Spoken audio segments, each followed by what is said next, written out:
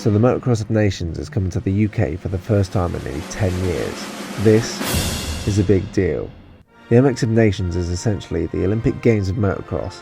3 riders from each country are selected to represent their country with pride, passion and honour.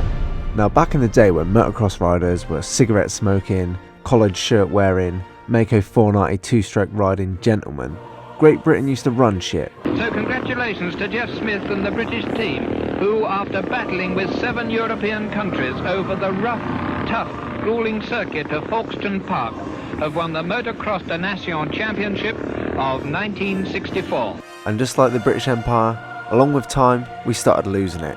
And that was when the Yankee-Danky Doodle shit started getting good. Funnily enough, I was there that year, where the Brits got beaten on home turf. But not this year. This was the year we took back what was rightfully ours. And I was going to take the old man along, for old time's sake, for all the time and money he spent to watch me get tired on the first lap. Anyway, I knew exactly what I was going to do, hook him up big time. So I hopped on the website and had a little scroll. And that's when it hit me.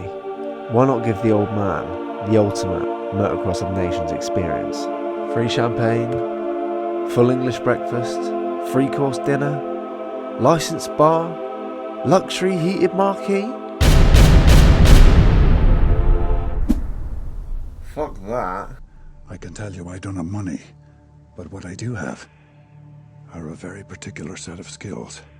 Skills I've acquired over a very long career.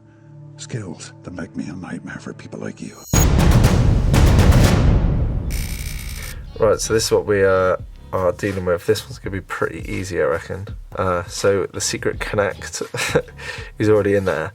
He's sent this over, so that's the VIP pass. I would show you the other side, but it's got his face in, strictly confidential. So yeah, that's a pretty decent photo. So for Photoshop, all I have to do is get rid of this like metally bit at the top, and on the other side just replace a photo and a name. So it's going to be pretty easy, this. So there's this fucking mint tool on Photoshop where all you got to do is draw around it. Draw around it and then drag it. As you can see, there you go, that bar pretty much gone. Right, so here's the reverse. All done and dusted. I'm saying I'm working for Monster. Look at that mug. Pass is done. Now time to get the Tesco's laminator back out. Whee! Sponsor me. 15 quid. Still waiting for the call up, by the way. Text set.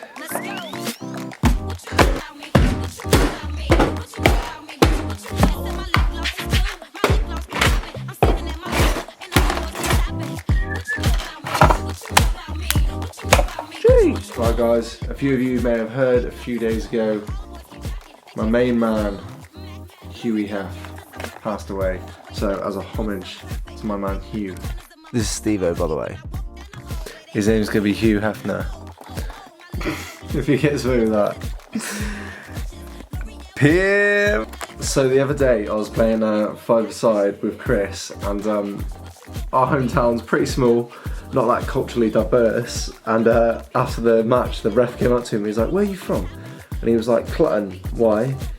For reference, Clutton is worse than my hometown, which is hard to beat. Like, Clutton's like a population of like 1,000 probably, and the guy was like, nah, seriously, where are you from? Because Chris is like tanned, because it doesn't look that foreign. And Chris was like, yeah, Clutton, why? He was like, no, you're from like Malaysia or something, ain't you? So I'm gonna make Chris represent Team Malaysia. I'm gonna Google some Malaysian names to give him. Ahmed it is. Ahmed Bells. Team Malaysia. There's nations, here we come!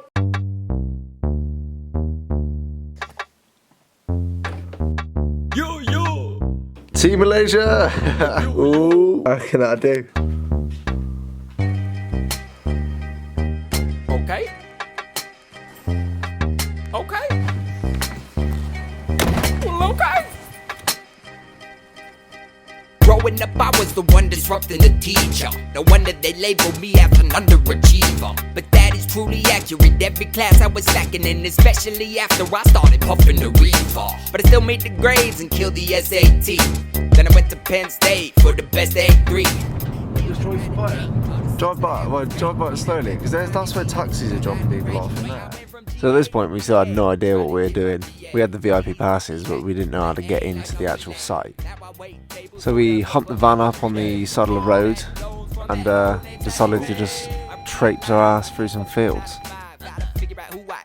What makes me feel alive, but I can't get caught in a matrix, so I make like a dominatrix. The life dominate you, fuck up for the payment. First jib with Steve-O. This is too easy. Current game plan. VIP. Ready for what? And just like that, Steve left me, his own flesh and blood, on the other side of the fence, by myself.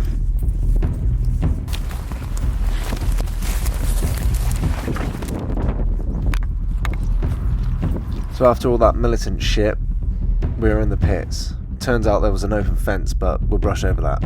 Next stage was getting through into the actual track. Now this wasn't going to be easy. The ground was treacherous. I could slip and die at any minute. But I carried on and walked towards the security.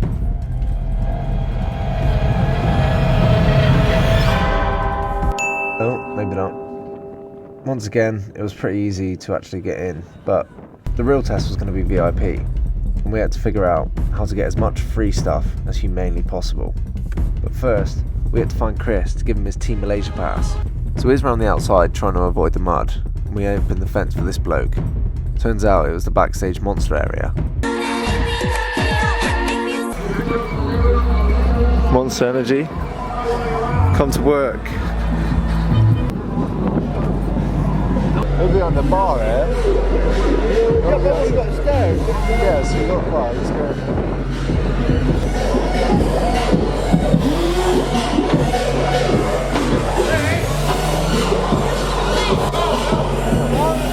How did we get up the stairs?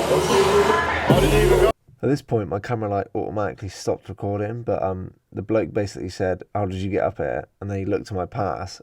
Luckily I had Monster written on it because he thought I was like a guest for Monster. And in hindsight, even more lucky he didn't look at Steve-O's because he had Hugh Hefner working for Playboy. Cheers, mate. I didn't realise, but at this point we had actually skipped the queue for one of the best seats in the house. Spitting toxins, they thought that they kid at botulism. Attack the beat like a rabbit. Steve found a t-shirt that the monster people were throwing down, but it obviously got stuck, so he borrowed some bloke's umbrella. Next thing you know... Look how small it is! Once Steve-O was happy with his new extra small t-shirt, we decided to find Chris. Found these nutters on the way. I want to capture your face when you read this.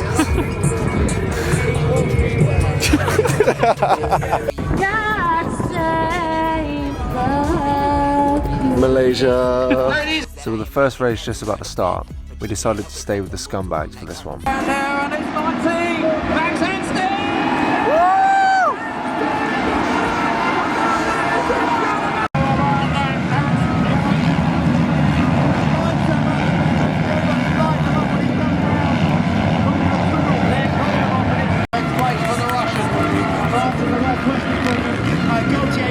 It's just super, Mr. Reliable.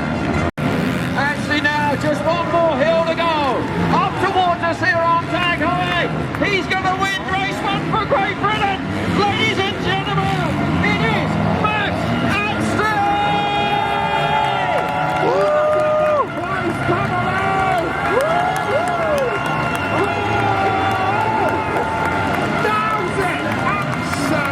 Hang on, what did I say earlier? Anyway, we didn't make the VIP passes for nothing, so it was time to see if they worked. So at this point, I was pretty confident that my pass was working, but Malaysian boy in the back was going to be a struggle. They didn't even have a team competing, for Christ's sake. So with that in mind, we strolled towards the first level of security. If we could get through this, that was it, game on. If not, we're going home.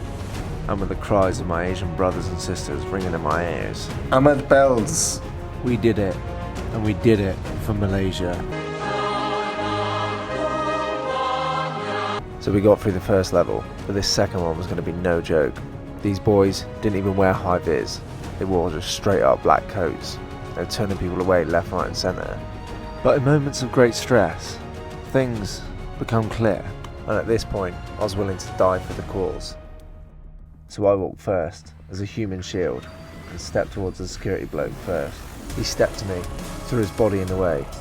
I thought it was game over, but then I saw the light and I was in VIP with the boys.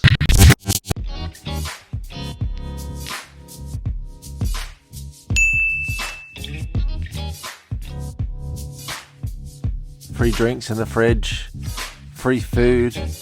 Granted, most of it was like posh shit, but you know, free's free and that.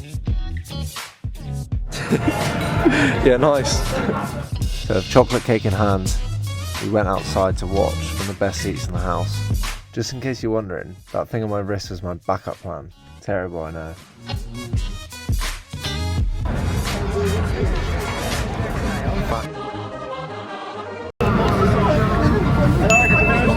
Thief, here, Christian Barry, Team Malaysia. Overall, good day for Great Britain.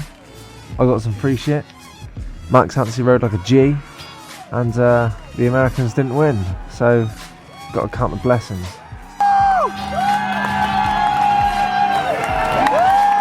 My new favourite ginger.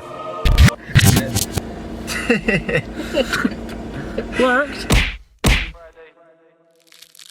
It wasn't a Friday evening, and I was slightly steaming. Saw this girl like she's quite decent. She saw me like he's quite decent. I said, hello, what's your name? She said, babe, I don't play games.